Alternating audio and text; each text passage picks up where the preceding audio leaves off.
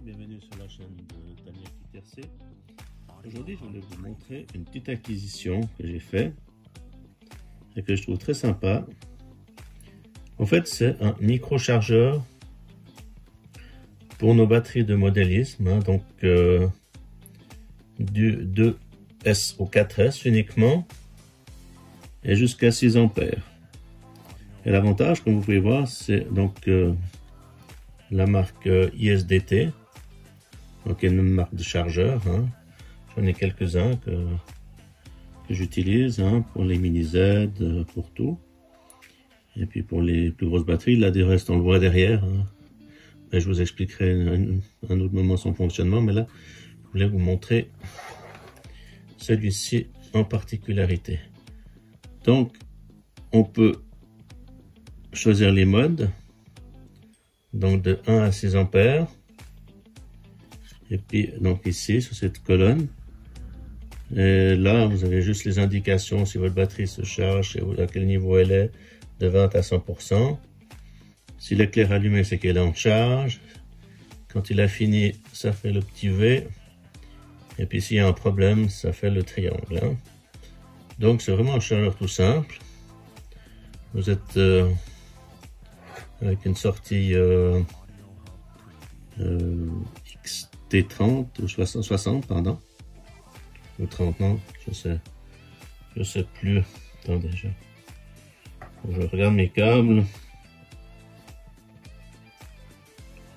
Voilà, sur du XT60, pardon.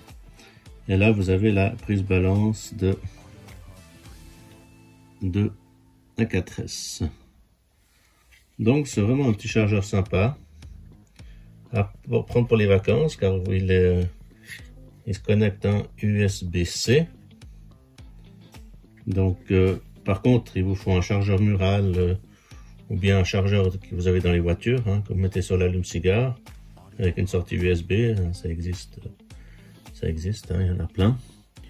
Et là je vous conseille un minimum 30-40 watts hein, comme chargeur mural, hein, pas le tout petit chargeur qui est avec les téléphones, mais un petit peu plus gros quand même. Vous trouvez ça pour une quinzaine d'euros. Hein. Et ça, pour vous dire, ça vaut une vingtaine d'euros, le petit chargeur. Donc c'est super pour les vacances. Hein. Vous prenez ça, vous mettez dans la poche. Vous pouvez mettre sur votre chargeur de voiture, sur votre chargeur, sur votre allume-cigare, et puis vous pouvez charger vos lipos. Alors effectivement, ça va jusqu'à 6 ampères, jusqu'au 4S. Voilà, faut pas avoir des grosses lipos, hein, sinon ça prendra plus de temps à charger. Hein. Plus il y aura d'ampères à charger, plus ça sera lent. Mais si vous prenez des 4000 hein, pour rouler avec vos Tamiya ou surtout, je disais, c'est surtout adapté pour des véhicules dixièmes. Hein. Des 4S, ouais, des 4S, mais ça peut-être pas dépasser les 5000 mAh hein, et encore. Donc ouais, c'est plutôt pour du léger, hein, on va dire. Hein.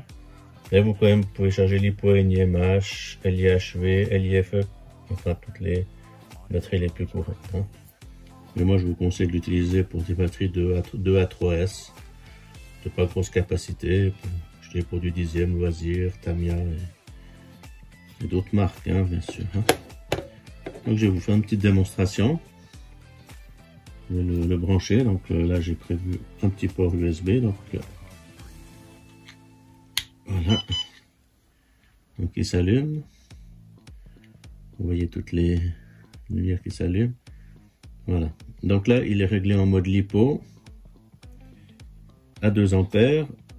Et là vous changez l'ampérage. Hein. Bon là il ne faudrait pas dépasser par rapport à vos capacités, hein, mais avec un chargeur comme je vous dis de 40 watts, il faut être autour des 3 ampères, pas plus, hein, de charge. Et puis de ce côté, vous pouvez choisir le type de batterie, LiHV, LiFe,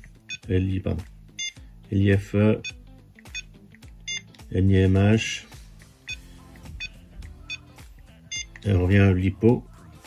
Et je mets à 2 ampères de charge pour mon essai. Donc pour mon essai, je vais vous montrer. J'ai une LiPo adaptée pour tout ce qui est plutôt navigation légère. Hein. Donc c'est une Leaflite, c'est quand même une 3S. Et une 2200 mAh. 30C.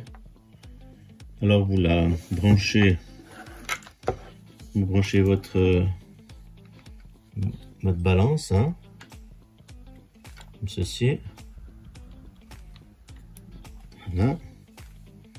Ensuite, il vous faut, ben voilà, si vous n'avez pas du XT60, il vous faut faire des câbles, ou bien en acheter, hein, ça se trouve, avec différents embouts. Moi je les ai fait moi-même, mais vous pouvez les acheter. Hein. Donc il n'y a rien fourni avec le chargeur, hein. Il y a juste le chargeur et c'est tout. Hein.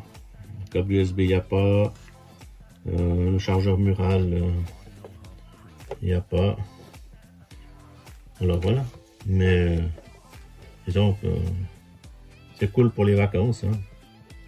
Parce que vous pouvez prendre ça dans votre poche. Alors là, on voit qu'elle est déjà chargée à 40% de sa capacité. Vous appuyez simplement sur ce bouton. Et là, il se met en charge. Voilà.